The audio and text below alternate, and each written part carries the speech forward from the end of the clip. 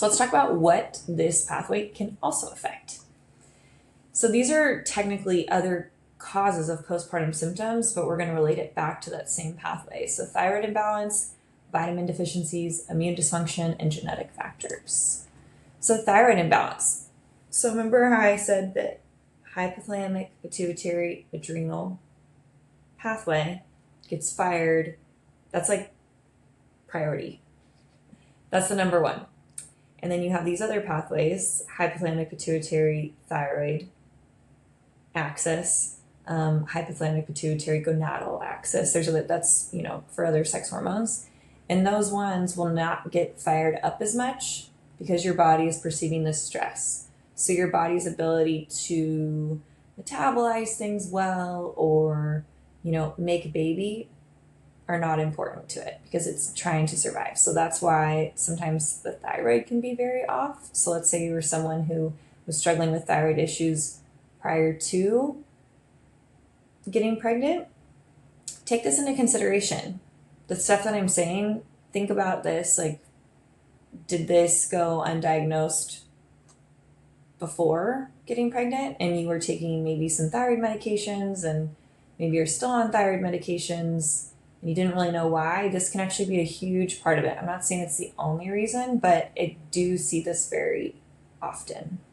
So hyperthyroid symptoms, heart palpitations, anxiousness, increased appetite, heat intolerance, poor sleep, diarrhea, tremors. What's really interesting about that is those are very common symptoms to someone who is secreting high amounts of cortisol.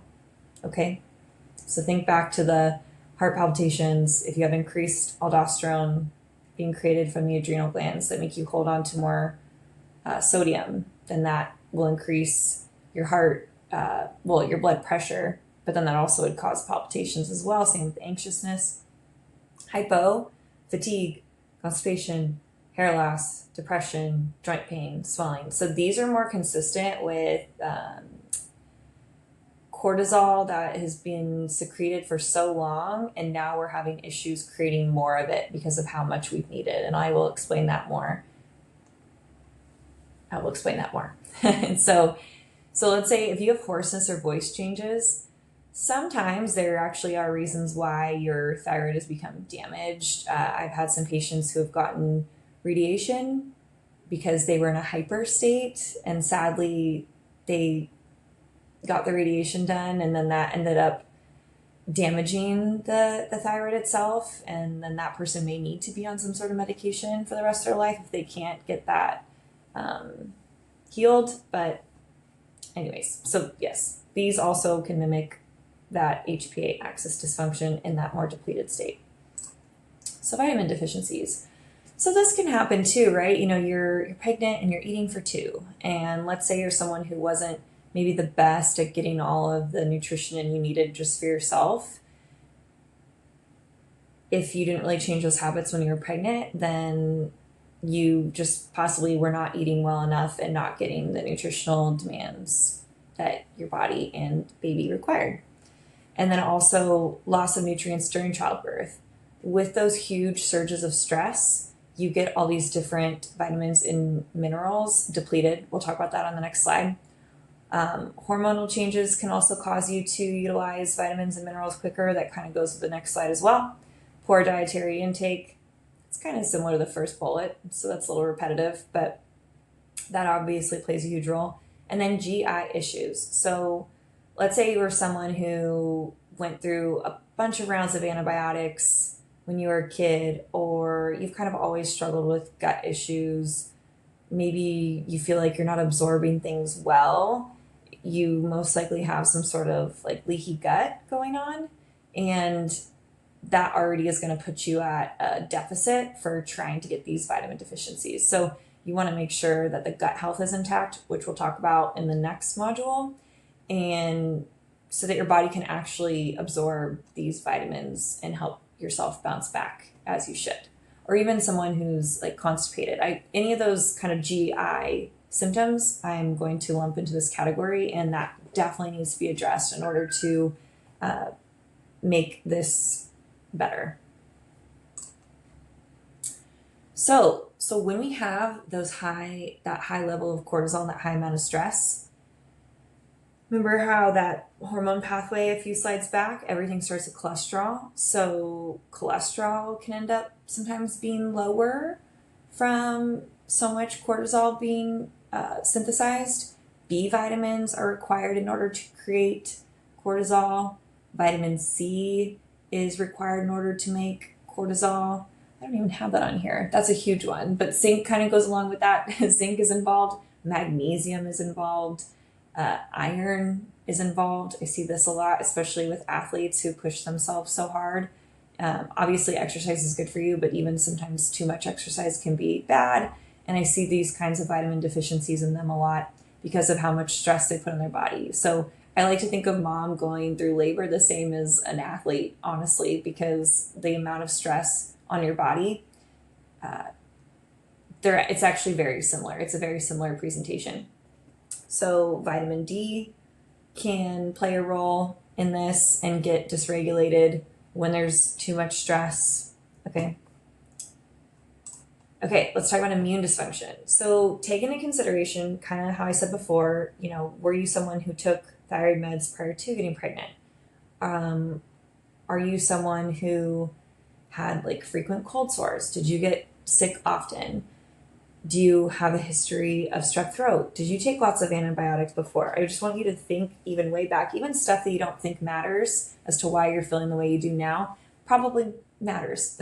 So this is why when I treat my patients, we take a thorough history, and I'm going way back. Like I even, for example, one patient when she was 6 had basically so many cold sores all down her throat, and it just came out of nowhere. And she got basically like steroid shots to calm it down.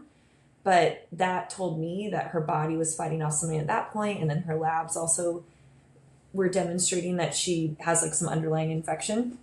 So even though you're not currently ill or having sinus congestion or having symptoms, it doesn't mean that your body isn't fighting off something. We'll talk about that more, but I just want you to keep that in mind. Or, oh yeah, and then our frequent UTIs. I see that a lot too, or like yeast infections. You want to take that into consideration because these are all signs that there's something off that we need to address.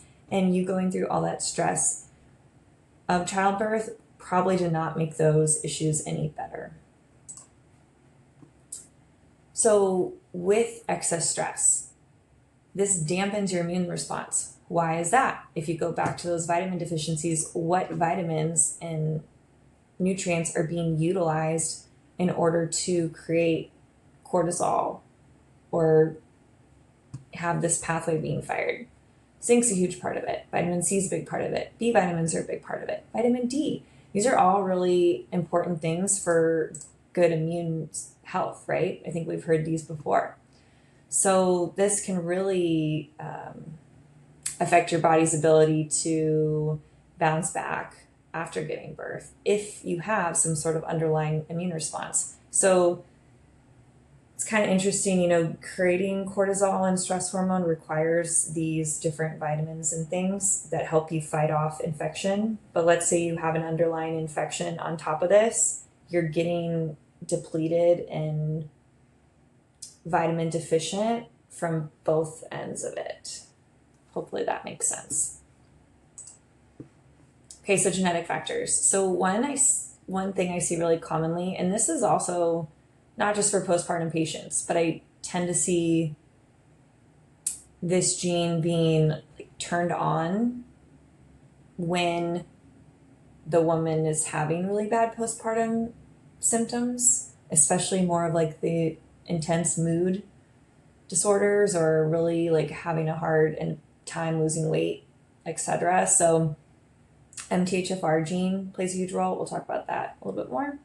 And then also stress can also turn on or cause these to be active, these different hormone receptor genes. So dopamine is a huge one for proper brain health. And, we were talking about psychosis and the OCD. This plays a huge role in that. estrogen hormone receptor, progesterone hormone receptor, oxytocin, cortical releasing hormone. Remember we were talking about that gets released from the hypothalamus. So you can imagine that stress alone causing these to kind of go haywire. We have to address that side of it in order to make these things better and work better. So studies have suggested that stress-related genetic modifications can affect the expression of genes involved in stress response, immune function, and hormone regulation. So then we talked about that, the MTHFR gene and hormone receptor genes. So this is what the whole study of epigenetics is about, is how lifestyle factors and diet can basically express or not express certain genes that would cause you issues. So I really like to treat people as if they have an MTHFR gene that is acting, I like to use the word haywire, it's not working the way we want it to, and tell them to make the lifestyle and diet modifications that would help that MTHFR gene work better, and then that will help them feel better. For them, it's very common for people to have this. I see this a lot. So just keep that in mind. So MTHFR, this initiates something called the methylation cycle. So this is a process where a methyl group basically attaches to enzymes or hormones or neurotransmitters and vitamins to get them to do these other processes in the body. So every gene and every cell is regulated by methylation. I like to think of methylation as like metabolizing. It's kind of a simpler way to think of it, but methylation needs to be working properly in your body. Otherwise you have all these different symptoms arise, like the ones that we're talking about with postpartum. It's definitely can play a role. It's not the only thing, but like I said, I do see this a lot. So, and then keep this in mind. So this can even cause different pregnancy complications. So maybe if you were someone who suffered from miscarriages before, or preeclampsia, or different birth defects can be related to this too. If you were a mom who has a active or expressed MTHFR gene. So keep that in mind. We're going to talk more about how to work with these different root causes and how to address them in the next module, but hopefully you're starting to identify where the root of your symptoms are coming from. So we'll see you in the next one.